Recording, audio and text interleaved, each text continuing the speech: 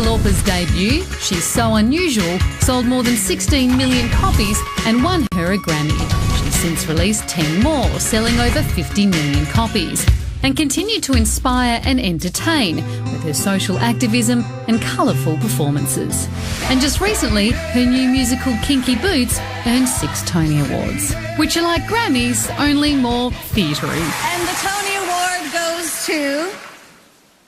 Girl, you're gonna have fun tonight, Cyndi Lauper! It's exactly 30 years since her landmark record, so Cyndi's in the country performing it in its entirety. A thank you to all her fans who've been there since the beginning.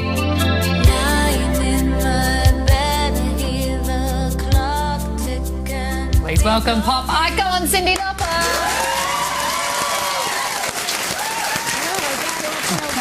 I can't watch my own breath. Oh my God. What made you most emotional? We covered almost everything there. What? I know.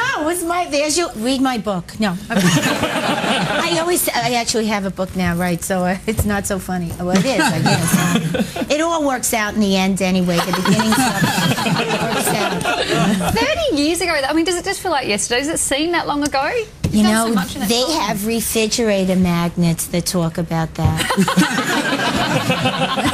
It doesn't seem like that long ago for me. I was 12 when you hit the scene, and but it was my adolescence. That album was amazing. It was you and Prince and Madonna. I mean, you guys were it was massive.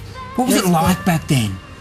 You know, I worked a lot. That's all it was. I just kept working and working, and I think I tried to have fun. I think the stuff I did with the wrestlers made me laugh a lot.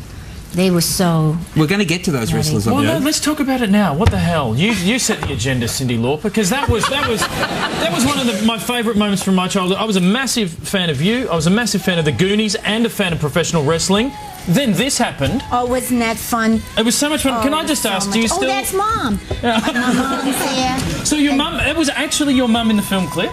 Yes, my mom started... I got to play with my mom twice in my life. Once when I was a little kid and once when I became famous. It was really... I've been really blessed. And she was so much fun. She loved it. She wanted to be the witch, and she didn't want to take the witch's outfit off. I was like, Ma, come on, you gotta... But we had so much fun together. And Captain Lou was great. And, you know, in the beginning, I got a letter from the big Mucky Muck radio programmer saying that girls just want to have fun would never be successful. I sang too high. If we wanted to go to his office, he'd let me know what I could do. And my manager, boyfriend at the time, Dave Wolf, said, you know what? We're going to do it through wrestling. And I looked at him, but, you know, hey, read the book and you'll find out what he used to be.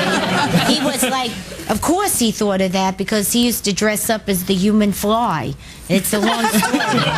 Do you still keep in touch with Rowdy Roddy Piper at all? Yes, I do. You do? I do. And no you know way. what? He's awesome. Yeah, he's on the reality show too. There's a whole episode where I went back to see the WWF people. You know, and you know how it, you know, listen, every time you hang out with wrestlers, they either have an episode or you find yourself having an episode. It's the way it is. Reality show. Was it weird watching yourself back? Or, I mean, did you learn anything new about yourself or your family? Or Well, at first, the fact that they wouldn't let me see it at first, I said to them, listen, it's not Survivor. Nobody's going to win or lose this contest.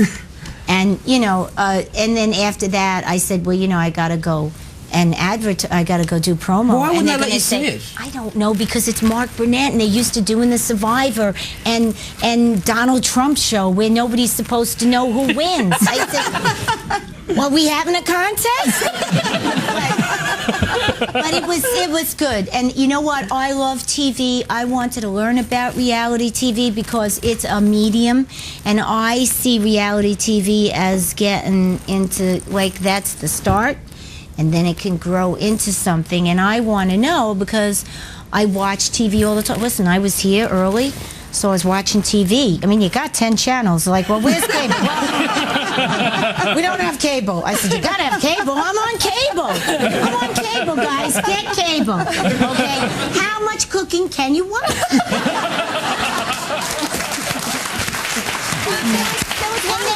No, wait, in between the cooking shows, they have the diet commercials. Right. Like, first they're telling you how to eat and plate the food. I learned how to plate the food. And then they tell you, don't eat. You know, get this stuff. Don't cook, eat this stuff. It's prepackaged and you won't eat that much. Of course not. Don't taste good. But of all the cooking shows, you love MasterChef, don't you? I do. After the break, we want to talk about your relationship with Lady Gaga and the VMAs as well. We'll be back in just a moment. You're back with the project where Cyndi Lauper is still with us. Wonderful to have her on the project. Now, Cyndi, obviously everyone talking about Miley Cyrus at the VMAs yesterday. We're not going to talk about her because we're done with Miley. Well, that's what she wanted anyway. She wants everybody to talk about it. Let's talk about Gaga because you've got a special relationship with her. She was naked. No, but it was an art piece. You know, listen, I was naked in my stuff too when I was like. So they're stealing your gear? No, it's art. You want to make art. You don't want to make it's modern dance. It's a performance art. But Gaga makes people think, and she's different. But you had a. How did you when she started her career? You knew her, didn't you? Is that true? Yeah, I did. Because she worked with Carmen, my friend Carmen. And she's, you know, when I worked with her, honestly, I realized that I had dumbed down to the point where I wasn't even myself anymore. And the greatest thing about doing the Viva Glam campaign, which was one of the biggest campaigns they had and raised the most money for their global AIDS MAC AIDS Foundation. It was inspiring to me because she kind of woke me up. And no matter what I wore, I wouldn't be a freak sitting next to her. Because usually when you go someplace, you're a freak, you know. But it wasn't like that. And it just made me remember myself and say, yeah, you know, I started out doing performance art. And then, you know, everybody said, you don't need anything. You just, you know, what am I going to do? Get a flashlight. Doesn't matter. You know, and so I listened. And, you know, my advice always to people like her is don't listen. If you have something that you want to create, do it. Anything. She listened when you said that, though, didn't she? Well, I saw her when she was going out, and she did a very, oh, my God, La Dolce Vita look. You know, I love those movies. And she really copied that thing. And I said, oh, my God, I love that. I love it.